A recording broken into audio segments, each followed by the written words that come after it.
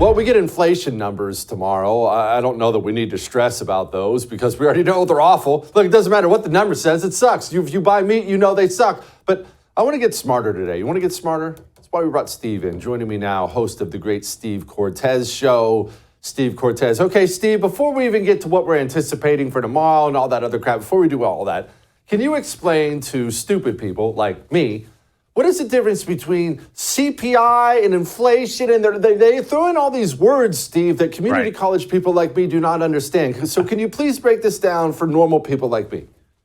No, you're right. And I think, by the way, sometimes that's by design, that media, economists, Wall Street people, they want to make things that are not complicated seem complicated so that people don't grasp necessarily the reality of what's happening. But of course, in this case, when it comes to inflation, particularly when it comes to tangible things, kitchen table items like food and gasoline and utility bills, people are very aware of what has happened in their lives since Joe Biden took office, and really since the lockdowns of 2020 and the exorbitant borrowing and spending began back then, and then was accelerated by Biden. But let me speak tangibly, since I don't want to confuse people. Food prices, grocery prices right now are up 20% since Biden took office. And if you don't like percentages, let me get into a couple of staples items, because I think this is really important. Let's talk about chicken breast, boneless chicken breast, up over $1 a pound since Biden took office. Ground coffee up $1.50 a pound since Biden took office. So these are the real world tangible effects, the fallout of terrible economic policies and a Washington, D.C. that is intent on borrowing and spending this country into actual poverty. So the rate tomorrow may be slightly better than the most horrendous rates of last year. But Jesse, here's the important point. The media will try to fool people that inflation is going down. No, prices are not going down. The rate that you are getting bludgeoned might be slightly less worse, to put it in really simple street terms, okay? If you've been getting your butt kicked lately, okay, somebody is kicking you, punching you, and they're clubbing you. Well, maybe they put away the club for now, but they're still kicking you and they're still punching you. That's the reality of inflation going up. And tomorrow expectations are it's going to go up at 3.3%, which might seem okay compared to the recent past, but compared to most of American history, that's a terrible, punishing number. Yeah, I'm glad you brought that up, and I'm glad, I want everyone to go read if you can. He has a piece up on his Substack about food inflation, and that's really what I wanted to get to next, Steve, is I want to know when it's going to stop. I got an email today, I read it 5 minutes before the show started. One of my listeners, he just sold his last gun to pay for his food and electric bill this month.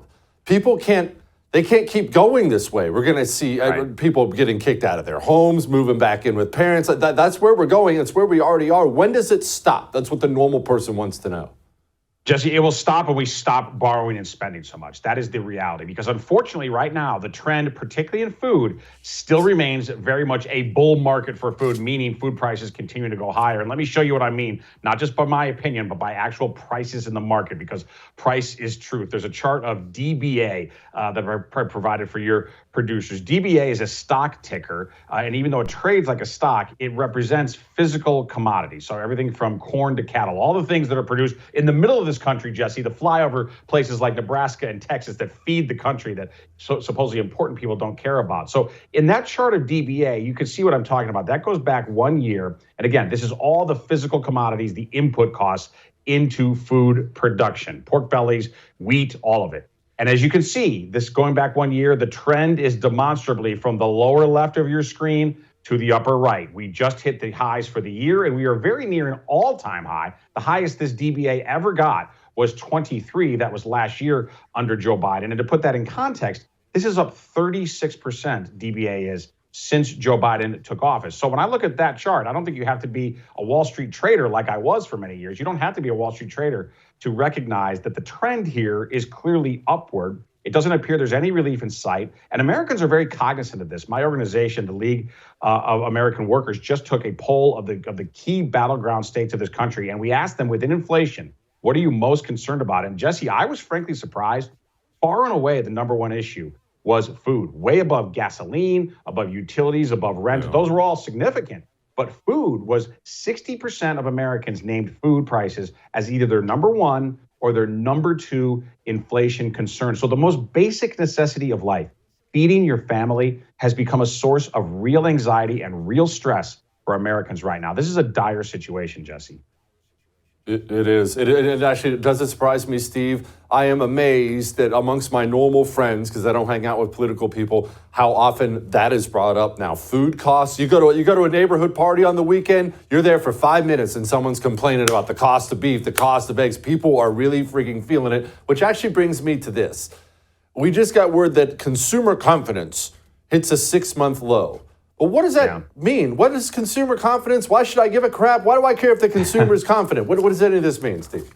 Well, you should care because confidence begets confidence. In other words, when people are feeling good, they generally will take more risks. They will spend more. They will borrow more. They will work harder. Unfortunately, the opposite is also true. When people are in a sour mood, when they are pessimistic, that can also become self-reinforcing to the downside. And as we see on that chart there, and this goes back 10 years, so I'm providing some context here. University of Michigan every single month does an index of consumer sentiment. And this is really the gold standard of consumer sentiment. It goes all the way back to World War II. I provided 10 years of data here, though. And as you can see, consumer confidence for many years before the lockdowns hung around in the upper 90s, basically. Up near 100, would occasionally touch 100. But America, a pretty confident nation on the whole. Not surprisingly, it tanked during the unscientific and draconian lockdowns. But guess what? It has continued to trend lower ever since. We just days ago, hit 60 instead of the upper 90s. We're now at 60, well below the lockdown lows, the spring of 2020. We're at a new 6-month low. And what this tells us, again, Jesse, is not my opinion, not yours. This is empirical evidence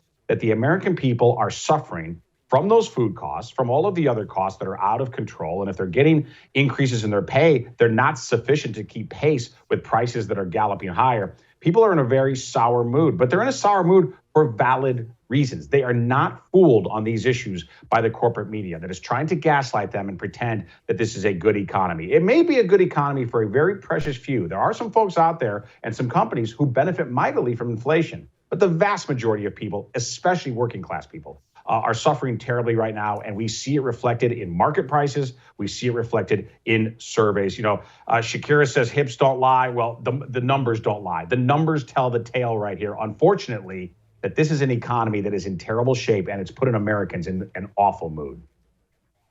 Yeah, they're more honest than Shakira's hips. Why is Moodys down on us, Steve, as we wrap this thing up here? Why are they down on us? Who's Moodys? Why should I care? By the way, I had to mention Shakira because she's Colombian, and since I'm of Colombian heritage, she's my favorite all-time Colombian, although Sofia Vergara is right up there. But listen, why should we care about Moodys? Yeah. All right, Moodys and downgraded. Here's the issue. Right now, our total outstanding debt as a percentage of GDP, it is at a higher level now, Jesse, than it was during World War II. Think of the mobilization that it took to fight 2 concurrent wars across each ocean during World War II. We took on a mammoth amount of debt back then. We paid it off incredibly quickly afterward and into the 1950s and had an era of prosperity. We have more debt now relative to the size of our country than we did during World War II. So we're not a very good borrower anymore. Our credit stinks. If the United States has a credit score, and effectively it does from rating agencies like Moodys, that credit score is going down and down and down. The FICO score for the United States stinks. And unfortunately, Jesse, it deserves to be lowered. Yeah. Dang. Steve, thank you, brother. Come back soon.